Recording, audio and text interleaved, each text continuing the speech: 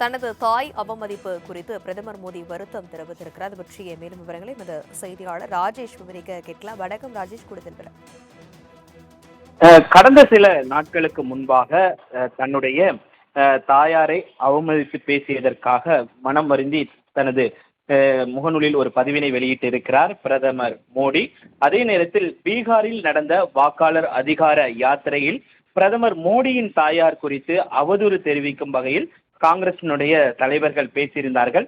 அதில் பீகார் மாநில வாக்காளர் அடையாளம் குறித்து இச்சம்பவத்திற்கு கண்டனம் தெரிவித்து பல்வேறு இடங்களில் இந்த போராட்டம் என்பது நடைபெற்றது. காங்கிரஸ் கட்சி ராகுல் காந்தி அவர்கள் தெரிவித்த இந்த கருத்து என்பது பாஜகவினரிடையே ஒரு புண்படுத்தி இருக்கிறது. அவர்களிடத்தில் அவர் மன்னிப்பு கேட்க வேண்டும். அதே போல பிரதமர் மோடியை பொறுத்த வரைக்குமே அவர் என்ன குறிப்பிட்டிருக்கிறார் என்றால், அரசியலுக்கும் எனது தாயாருக்கும் எந்த தொடர்பும் கிடையாது.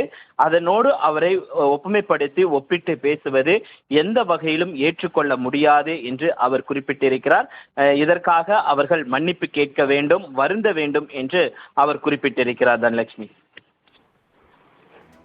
விவரங்களுக்கு நன்றி ராஜேஷ்.